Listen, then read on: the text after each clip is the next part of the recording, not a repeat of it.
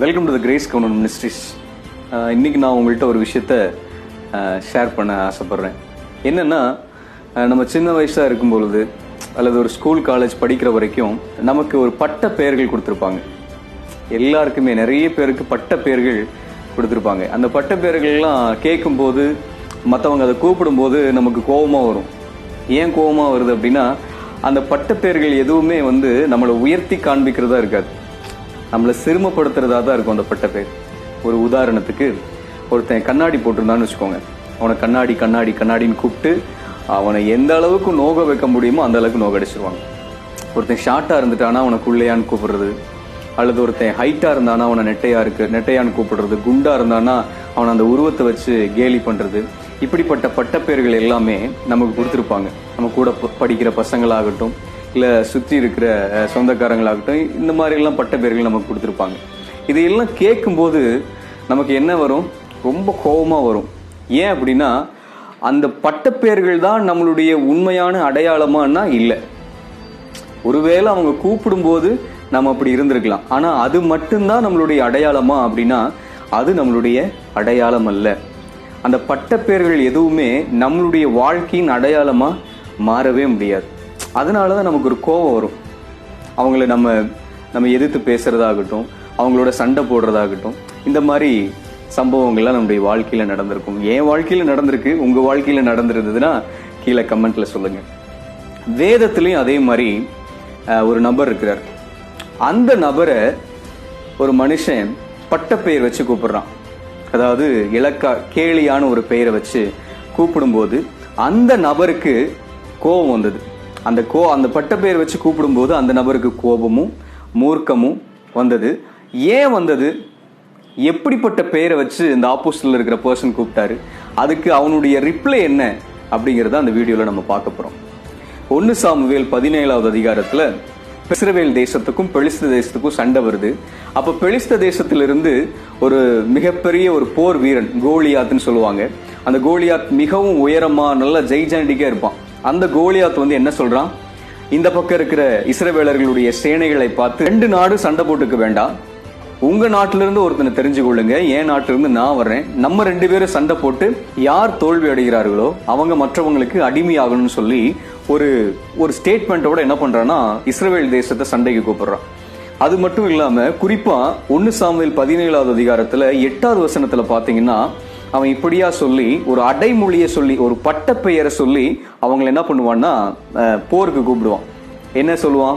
நீங்க சவுலின் சேவகர்கள் அல்லவா, நான் பெலிஸ்தன் அல்லவா, நீங்கள் வெறும் சவுலின் சேவகர்கள் அல்லவா, நாம ஏன் இத்தனை ஜனத்தோட நம்ம மோதணும், ஒருத்தர் நம்ம மோதிக்கிட்டா நல்லா இருக்குமே அப்படின்னு சொல்லி இப்படிப்பட்ட ஒரு பட்ட பெயரோட சொல்லி இஸ்ரவேல் ஜனங்களை அவனோட போரிடுவதற்கு கூப்பிடுவான். அப்போ இவன் நிற்கும் போது இஸ்ரவேல் ஜனங்களும் சவுலின் சேவகர்களுமாய் சொல்லப்பட்ட அவங்களும் சேனைகள், இஸ்ரவேல் சேனைகள் எல்லாமே அவனுடைய முகத்துக்கு விலகி ஓடுவாங்க. அப்பதான் வேதம் ஒரு நபரை அறிமுகப்படுத்துகிறது. அந்த நபர் பெயர் தான் தாவீது.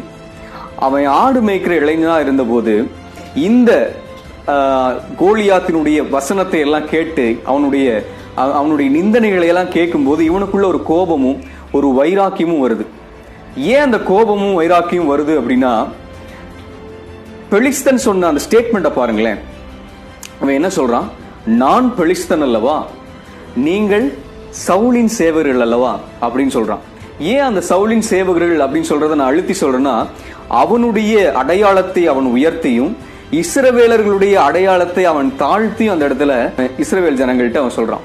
இதை கேட்ட தாவீதிற்குள்ளாக ஒரு வைராக்கியம் வந்தது. இதை கேட்ட ஒரு ஆடு மேய்த்த அந்த சிறுவனுக்குள்ள, அந்த இளைஞனுக்குள்ள ஒரு வைராக்கியம் வருது. என்ன வைராக்கியம்னா, என்னுடைய அடையாளத்தை மாற்றி கூறுகிற இந்த பெலிஸ்தன் யாருன்னு சொல்லிட்டு அவன் என்ன பண்றான்னா, அவனோட பெலிஸ்தனோடு, அந்த மிகப்பெரிய ஒரு கோலியாத்தோடு, ராணுவமே பார்த்து அவனுடைய முகத்துக்கு விலகி ஓடின அந்த கோலியாத்தோடு இந்த தாவீது போரிடுகிறான். காரணம் என்ன தெரியுங்களா? தாவீது தன்னுடைய அடையாளத்தை அவன் புரிந்து வைத்திருந்தான். எல்லாருமே இஸ்ரவேல் சேனைகளும் இஸ்ரவேல் ராணுவ வீரர்களும் விலகி ஓடும் பொழுது இந்த தாவீது மட்டும் தன்னுடைய அடையாளத்தை அவன் நன்கு புரிந்து வைத்திருந்தான். என்ன அடையாளம் தெரியுங்களா? பெலிஸ்தன் கூறின அடையாளம் கிடையாது, கோலியாத் கூறின அடையாளம் கிடையாது. என்ன அடையாளம்னா, அவன் என்ன சொன்னா, பெலிஸ்தனாகிய கோலியாத், நீங்கள் சவுலின் சேவர்கள் அல்லவான்னு சிறுமைப்படுத்தி சொன்னான்ல. அப்போ தாவீது ஒரு வார்த்தை சொல்றாரு பாருங்க, ஜீவனுள்ள தேவனுடைய சேனைகளாகிய இஸ்ரவேலர்களை நிந்திக்க இவன் யாருன்னு சொல்லி தாவீது கேட்பார். அப்போ பெலிஸ்தனாகிய கோலியாத் என்ன அடையாளத்தை சொல்றான் அப்படின்னா, நீங்கள் சவுலின் சேவகர்கள் அல்லவாங்கிறான். இஸ்ரவேலர்களுடைய ஒரிஜினல் அடையாளம் என்ன தெரியுங்களா? அவங்க சவுலின் சேவகர்கள் அல்ல. அவர்கள் யாருமே வரப்போகிற ராஜாக்களுடைய சேனைகள் அல்ல. அவர்கள் ஜீவனுள்ள தேவனாகிய கர்த்தருடைய சேனைகள் எண்ணப்படுவார்கள். இதை சரியா தாவீது புரிந்து வச்சிருந்தான்.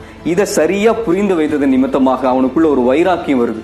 என்னுடைய ஜீவனுள்ள தேவனாகிய கர்த்தரை அசட்டை பண்ணுவதற்கு இவன் யாருன்னு சொல்லி அவனுக்குள்ள இருந்த வைராக்கியமும் கோபமும் அந்த கோலியாத்தோடு சண்டையிட அவனுக்கு தைரியத்தை கொடுத்தது. அவன் நேராக அந்த கோலியாத்தோட சண்டையும் விட்டான். அந்த கோலியாத் என்ன பண்றான்? வென்றும் இருந்தான். இது எல்லாவற்றிற்கும் பேஸ் என்ன தெரியுங்களா? தாவீது தன்னுடைய அடையாளத்தை அவன் சரியாக புரிந்து வைத்திருந்தான். எந்த இஸ்ரவேலர்கள் எல்லாம் பெலிஸ்தனாகிய கோலியாத் சொன்னது போல, நாங்கள் சவுலினுடைய சேவகர்கள் தான் என்று தங்களை மட்டமா எண்ணிக்கொண்டார்களோ, அவங்கெல்லாம் கோலியாத்தின் முகத்திற்கு விலகி ஓடினாங்க. ஆனா நான் கோலியாத் கூறுவது போல, நான் சவுலின் சேவகன் அல்ல, அது என்னுடைய அடையாளம் அல்ல. என்னுடைய அடையாளம் என்பது அது ஜீவனுள்ள தேவனாகிய கர்த்தருடைய பிள்ளை என்கிற அடையாளம் என்று உணர்ந்த தாவீது கோலியாத்தோடு சண்டையிட்டு அவன் வீழ்த்தவும் செய்தான். இந்த வரலாறிலிருந்து நம்ம என்ன பார்க்கலாம்னா, தாவீது எப்படி தன்னுடைய அடையாளத்தை புரிந்து வைத்திருந்தானோ, அதே போல இன்றைக்கு நாமும் நம்மளுடைய அடையாளம் என்னவென்று புரிந்து வைத்திருக்க வேண்டும். மற்றவங்க சொல்ற மாதிரி குட்டை, நீ நெட்ட, நீ கருப்பா இருக்க, நீ குண்டா இருக்க அப்படின்னு சொல்லி நம்மளை எல்லாருமே அசிங்கப்படுத்தவும் மட்டம் தட்டவும் நினைக்கிறாங்கல்ல, அதுதான் நம்மளுடைய அடையாளம் அப்படின்னு சொல்லி நாம கருதுனா நம்மளால முன்னேறவே முடியாது. அந்த இஸ்ரவேலர்கள் போலதான், இஸ்ரவேலுடைய சேனைகளை போலதான் கோலியாத்தின் முகத்திற்கு விலகி ஓடி போனாங்கல்ல, அது போலதான் நாமும் நம்மளுடைய வாழ்க்கையிலே விலகி ஓட வேண்டியதுதான். ஆனால் தன்னுடைய சரியான அடையாளத்தை புரிந்து வைத்திருந்த தாவீது அரியணைக்கு ஏறி சென்றான். தன்னுடைய அடையாளத்தை புரிந்து கொள்ளாத இஸ்ரவேலின் சேனைகள் கோலியாத்தின் முகத்திற்கு விலகி ஓடி போனாங்க. இன்னைக்கு நம்மளுடைய வாழ்க்கையிலும் நாம யாருன்னு சொல்லி நம்மளுடைய அடையாளத்தை நம்ம புரிஞ்சு கொள்ள வேண்டும். நம்ம யார் தெரியுமா? தாவீது சொல்லுகிறது போல, நாம் ஜீவனுள்ள தேவனாகிய கர்த்தருடைய சேனை என்பதே நம்மளுடைய அடையாளம். இந்த அடையாளத்தை உங்களுடைய வாழ்க்கையில நீங்கள் புரிந்து வைத்தீர்களானால் நிச்சயமா உங்களுடைய வாழ்க்கையில நீங்களும் அரியணைக்கு ஏறி செல்லலாம். ஆண்டவர் உங்களுக்கு உதவி செய்வார். God bless you. Thank you.